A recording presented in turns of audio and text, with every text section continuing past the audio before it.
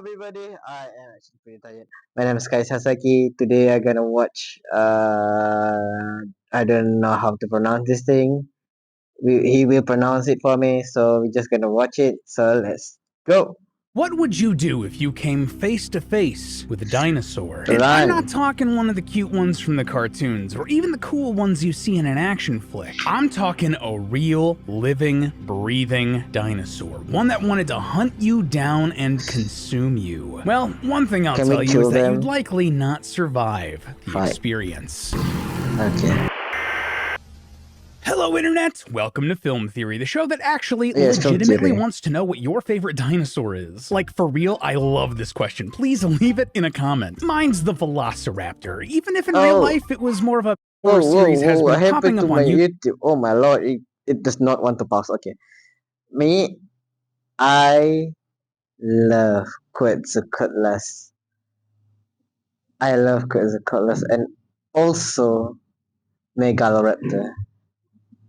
Velociraptor, even if in real life it was more of a danger chicken than a reptile apex predator, but even still, I'm not sure which one would be scarier, which actually brings us to today's subject. See, a new analog horror series has been popping up on YouTube and in the recommendation feeds of all of us here at Theorist, showing dinosaurs in the most terrifying place I can imagine. Your house. Yeah, this is Prehistoric Emergence by the indie creator Aizen Studios, all about a world where mysterious sinkholes have started popping up all over the world. But instead of just falling into darkness, things come out of these pits, ancient animals thought to have been long extinct, and they're devastating the world. Of course, as any classic analog horror would, we see this story unfold through a series of emergency broadcast alerts, newscasts, and found footage. And man, these terrifying dino-themed thumbnails have been popping up all over my feed, and this really seems to have just caught fire in the analog horror world, so, well, I knew we had to cover it here. Though, I will say this up front, the creator Okay, before anything, oh, hello, Mosasaurus. I love dinosaurs, I do, and anyway, I'm not gonna pause too much like I usually do because that's just how I watch videos, and I'm gonna comment only the thing that I think will do good than harm, or it actually makes sense, okay, to me or to you guys. Anyway, so that's I want you guys to put in mind, okay? I'm not gonna pause too much.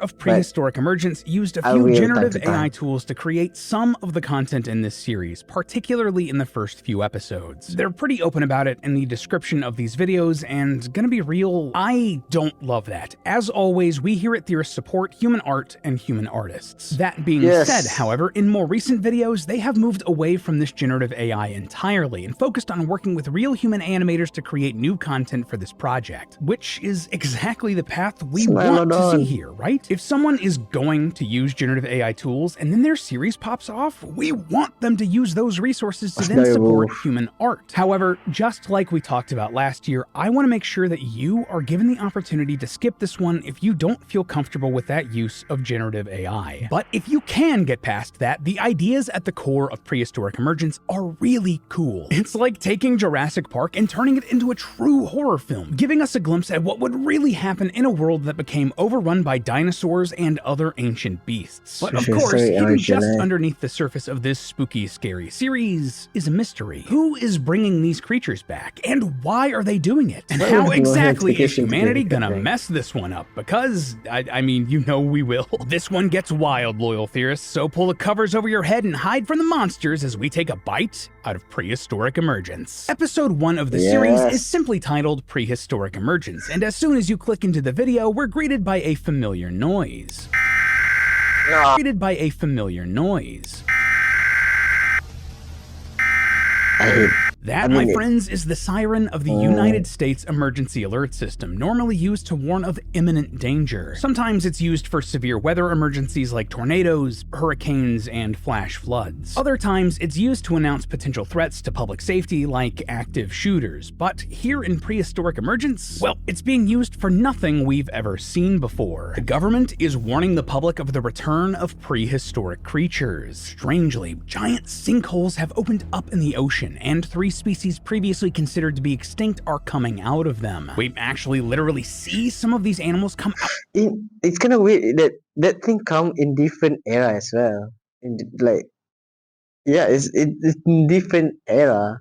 Like 30 million years after that, and million years Of these after the holes another in later one, but videos in the same. series. Fun fact, but It we come at the actually have a same real-world time. scientific term for this: Lazarus taxon. Lazarus, as in the man that Jesus raised from the dead in Christian tradition, and taxon, which is a biology term essentially Taxon. meaning any scientifically classified group or entity. And believe it or not, but we actually have ancient extinct species that have returned in the real world too. The most Yeah. iconic of these is the coelacanth, a species of fish thought to have gone extinct around 66 million years ago. However, in 1938, biologists found a living one off the coast of South Africa. That is wild and adds a bit of tension to this series since, I mean, theoretically, it could be possible. Though, let's be real, if dinosaurs like this showed up, I'd be hopping on my phone to let everyone know I saw one, right? Though it can be tough to get basically guaranteed great service without the partner for today's theory, Mint Mobile. At this point, you probably know about Mint Mobile. They're a wireless network that really don't go click the link in the description or scan the QR code on screen to get 3, 6, or 12 months unlimited for just $15 a month. Thanks again to Mint Mobile for sponsoring today's theory, and let's get back into the dark mysteries of prehistoric emergence. Anyway, the first of these creatures we're warned of in prehistoric emergence is the Mosasaurus, which you likely recognize from the Jurassic World movies. Mosasaurus. No, I did not recognize from this movie. These things can get up to 60 feet long, and fun fact, but they're not actually classified as fish or dinosaurs. They're basically big lizards. Anyway, these things have been rediscovered in the Atlantic Ocean, mostly in tropical and polar regions, where they have a habit of capsizing boats and eating the people on board. Secondly, we have the Dunkleosteus, which originally lived 360. Dunkleosteus, yes, one of the strongest jaw guy. Like, it's a fish that have jaw but does not have teeth. That's the man right there. Million years ago during the Devonian period. Also known as the Age of the Fish. I did not know that was a thing. Though the dunk here might seem a bit goofy when you look at it, don't let its tuna-shaped body fool you. Its mouth is twice the size of a great white shark's, and it can attack swiftly and without warning. The PSA also warns that they have armored skin, protecting it from regular ammunition. Only harpoons or heavy-duty bullets are going to do anything against these guys, and you know they're dangerous when this is the official advice they give. It is recommended that you employ avoidance. Yeah, if you see one of them, just don't. And the last creature in this video is one that probably needs a little introduction. The Megalodon shark. These bad boys lived up to around 3.6 million years ago and were monstrously big. 3 times the size of a modern great white. And not only is the Megalodon the most dangerous of these 3 to humans, but also other ocean life as well. Apparently there's been a giant drop in ocean wildlife, with whale populations down 62%, seals down 75%, turtles down 54%, and fish, yeah, just fish, down a whopping 87%. If you look again, 61% for a whale that already going to extinct is really, really, really dangerous. And turtle also 53, half, more than half than existing, population of that kind is also really dangerous. Everything's down real bad. And one day you need to Obviously, eat a lot. These 3 new ocean residents are doing a ton of harm, and humans are being encouraged to stay out of the water for their own safety. But even still, introducing these species could wipe out this entire ecosystem, or at the very least, change it forever. And we have proof that would happen in the real world. Invasive species are non-native plants, animals, and organisms that thrive in areas that they don't naturally live in, and can go on to cause economic or environmental harm. To be clear, some of this is natural. I mean, animals move around, wander into new places, and sometimes find new homes at the expense of others. But humans have made this way worse. Because we move around a lot and like to bring our stuff with us, we can carry dangerous diseases, bugs, rodents, whatever. And while some of these non-native species can be beneficial, like tomatoes and potatoes for example, are from the Americas and are now staples in European meals, others are not. One example would be the spotted lanternfly, indigenous to China and Vietnam. Somehow it made its way to South Korea, Japan, and even as far as the United States, and has been terrorizing the Northeast for a few years now. So much so that legit departments of agriculture in some states tell you to squash them on sight. Another example is kudzu, a vine from East Asia introduced to the US at the 1876 World Fair. And though officials hoped that it would help stop erosion, by the 1970s it basically covered the South and was recognized as a weed. And it is so dense that it blocks other plants from getting light and can grow on and damage infrastructure. Now, imagine instead of annoying bugs and plants getting introduced to your hometown, it was a megalodon shark eating all of the little critters, and also dogs, and humans. That is what's happening in the oceans here in Prehistoric Emergence, and, well... For now, the ocean is no longer in our control. Jeez, that was just one episode of this, but it did a lot of setup for us to help understand this world, and the other shouldn't take us nearly as long, hopefully. In episode 2, we learn that these holes are no longer just in the oceans. Several have opened up on land and allowed even more prehistoric monsters to crawl back out. Firstly, we have the Megalania, the largest ever land-dwelling lizard spotted in Australia. Well, sometimes, because these things can blend into their surroundings and sneak up on prey. We later learn that they've devastated the kangaroo population, threatening the entire Australian ecosystem. Meanwhile, Colombia and India are both in a state of emergency because of the reappearance of the Titanoboa and the Vasuki indictus, massive snake species that lived approximately 60 million years ago. These things were huge. Like, here's a size comparison between the vertebrae of a modern-day anaconda and the Titanoboa. Yeah, I don't think I need to say which one is which. And worst of all, both countries have basically been shut down and cut off from the rest of the world to try to stop the spread of these beasts. But unlike the first episode, not all of the new creatures here are bad. Woolly mammoths are back and already been put into zoos and in the sights of poachers. And thankfully, an ancient whale from about 12 million years ago called the Leviathan melvelli has also returned, and they're big and powerful enough to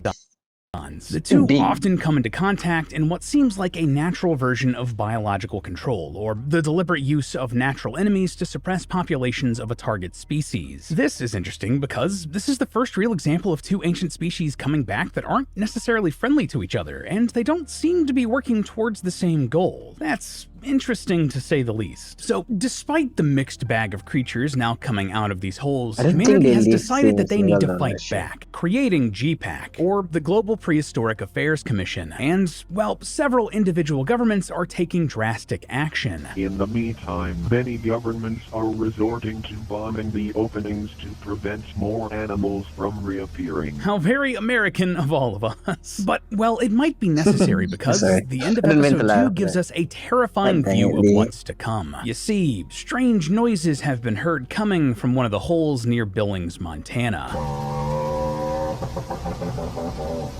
Near Billings, Montana.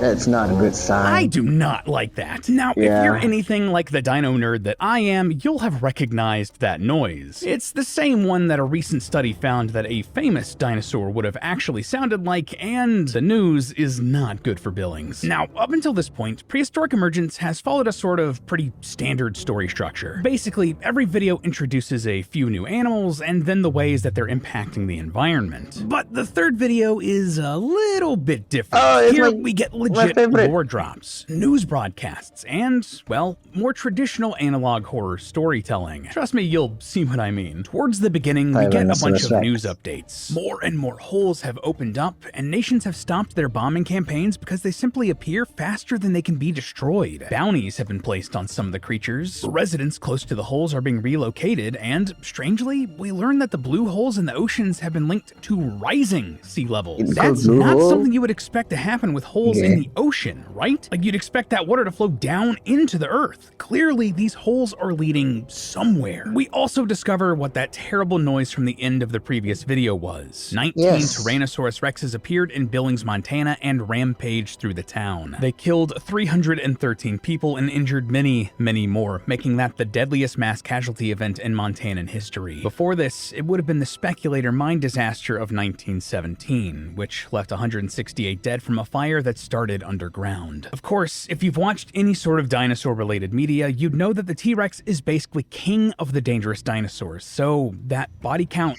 isn't too... In the end of the era of the dinosaur, yeah, it's in the end. That's the king. In the end, okay. In the end, before the last extinction of dinosaur, there's 5 extinction that big enough to kill all of the dinosaur, but last one is Tyrannosaurus Rex. There's still a lot of them. Of course, we before also him. get some other updates of nasty monsters now back out in the world. There's the Quetzalcoatlus, the largest flying creature ever known to exist, terrorizing people and eating their prey whole. That has unfortunately included dogs and even children. An ancient marsupial predator called the Thylacoleo has been sighted in Australia, while Brachiosaurus have been seen in the Rocky Mountains. And though they are relatively harmless, unfortunately they are eating all of the trees in the forests here too quickly, threatening this part of the climate even more. But that's not everything in this video. See, unlike the previous ones, several glitches interrupt this broadcast. The text changes momentarily when talking about the Thylacoleo to read Lions of Judgment. The screen turns red as the T-Rex is introduced, and at one point, we see a couple frames where the news broadcast reads, "Is this the wrath of Quetzalcoatl punishing us?" Backwards. Similar name to the dinosaur, right? But that's not where it's left, because strangest of all, towards the end of the broadcast, the entire thing is interrupted by a picture of a strange statue. If you don't know, this is a statue of the Aztec god Quetzalcoatl. Again, there's that name. This is interesting because when you look and find Quetzalcoatl, you'll find that he was a central figure to the Aztec religion. Now, this is a simplification of an entire culture's beliefs, but more or less, he was a great feathered serpent, the creator god of mankind who also gifted us with corn and maize, which became central to the diet of the Aztecs. That right there is just fascinating, right? Because through the lens of modern science, a lot of those extinct dinosaurs would look like feathered serpents. Many of the dinosaurs weren't the scaly creatures Jurassic Park would have you believe, but instead closer to birds than you might be picturing. Additionally, Quetzalcoatl is heavily connected with both the ideas of death and resurrection. And, well, what are we seeing in this story? The resurrection of these extinct species back into the modern world. This is clearly a huge part of the message of this story just waiting to be uncovered. Episode 4 shows us how, despite the dangers here, a new status quo has started to emerge in this world. Several more creatures have returned, including the Anomalocaris and the Camarasaurus. The Anomalocaris lived 520 million years ago and is basically like a big, long shrimp, while the Camarasaurus is from about 470 million years ago and are giant squids with cone-shaped shells. According to Asian News, neither are invasive, but instead are acting as natural predators for other returned species that have been causing damage. For example, the Anomalocaris is eating shipworms, which are little mollusks who love to eat wood and destroys much of human infrastructure. However, humans being humans, well, we see a new animal and wonder, man, what does that taste like? A whole market has popped up around eating these prehistoric creatures, even the ones that help us, which could be a big problem down the road. See, humanity isn't exactly known for our moderation. Globally, 35% of our fish stocks are fished at unsustainable levels, and I can only imagine that we're doing the exact same thing here with these prehistoric creatures. That's not good. But also, something else that jumped out at me in these last 2 videos that were more lore heavy, well, one of the mammoths being held at the Toronto Zoo died of tuberculosis. Yeah, a very human disease, but also a modern one, which, well, that could be a disaster for these prehistoric creatures. Now, obviously, dinosaurs have never miraculously returned, so we don't really have any data to go off there, but, well, there are precedents in human history that we can look at. When the Europeans arrived in the Americas, they brought many European diseases like smallpox, measles, and the flu with them, and tragically, indigenous peoples of the Americas did not have any immunity to these diseases. This led to the loss of up to 95% of native peoples, and some communities were driven to total extinction. If mammoths and other creatures like this are vulnerable to modern diseases, there's a world where they just don't make it too far in this day and age. But, well, the thing I would actually be worried about here is if it goes the other way around. See, if these sinkholes are bringing back these ancient creatures, both big and small, everything from worms to brachiosaurus Tyrannosauruses? Well, let's just say they're gonna stop there. Could something even smaller come through? Something like, say, a disease? If an ancient disease were to come back and modern humanity had just zero tolerance to it, that could mean lights out for the entire human race, and that's a very real fear. Some scientists are concerned that climate change and the thawing of the northern hemisphere would reawaken dormant strains of the bubonic plague. You know, the Black Death? And that would be terrible. Okay, you know, the Black Death? And that would be terrible. Okay, so just in general, this world is, well, it's messed up. Not only are these predators returning and completely upending everything we know about the food chain and destroying the climate as we know it, but humans can't help themselves and basically harvest these returning animals, whether they're killing us or helping us or threatening to destroy the world. Very on brand, very cash money of humanity. But even still, through all of this, well, there seems to be some strange, intelligent design to everything that's happening here, to the creatures that are coming back and why. And it's more than likely connected to some strange divine being like Quetzalcoatl. And all of that seems to be some running message in this series. See, we humans have become comfortable with our place at the top of Earth's food chain. We are the dominant species on this planet, but, well, we weren't always so. There were monsters like this that could easily destroy what we've built. And maybe the most messed up thing? Well, humans are doing that themselves. In this very series, it talks about how climate change is being sped up, how humanity is overfishing, overdoing it on their resources. And I mean, isn't it a nice full circle moment to think about how the thing that kickstarted that climate change was fuel created from the long crushed bodies of these dinosaurs? Humanity is the apex predator and destroying itself and the world it lives on. And honestly, the holes that these dinosaurs are coming out of actually represent that pretty well, right? Though some of these holes resemble giant caves, others look a lot like sinkholes or underground formations typically caused by frequent exposure to water. And isn't it interesting that these holes in this series are theorized to be causing the rise in the sea level then? Depending on their size, these sorts of sinkholes can range from inconvenient to massively dangerous. And considering how big these holes in the series are, yeah, they're falling into the massively dangerous category. In episode 4, we learn that there are at least 1,066 of these, and later on we see that there are more than 12,600 of these reported openings. And those are just the ones that GPAC knows of. Right off the bat, these things would have the potential to cause massive damage to human civilization. Entire buildings or properties would be swallowed up if they opened up in the right place. And if they hit a location with roads, a sewage system, water ducts, or an electric grid, well, that could cripple essential parts of what we need for human society to function. And here's the kicker. A lot of sinkholes in the real world are caused by climate change. That's not me saying that, it's science and this series. But see, while all of the damage to the world might hurt human civilization, it won't hurt the Earth so much. We humans aren't essential. If we disappeared, were wiped off the face of the planet, eventually, Earth would move on without us. I mean, the death of the dinosaurs is proof of that enough. They were the top dog and were killed and, well, nobody cares anymore. Prehistoric emergence is just showing us what could happen in an alternate path here. There was just so much to prehistoric emergence, guys, that we couldn't actually fit it all into one video. I'm on page 7 of this script now, and we've only covered season 1 of the series. So please, let me know if you want us to cover season 2 and where this mystery is going, because I can't wait to find out. But until then, remember that it's all just a theory. A film theory. And cut. Up next. I love that he does not change the cut thing. I love him. Like I say, I love dinosaurs. I studied about them. I just love them. It is cool to know the truth about dinosaurs. Because year after year, we don't get the actual information about it. We always got like this is strong, that, but not really what it can do, where this is come from. Is it really how it should look like, it's just really fascinating. I don't know, I like dinosaur. How about you guys? Thank you for watching.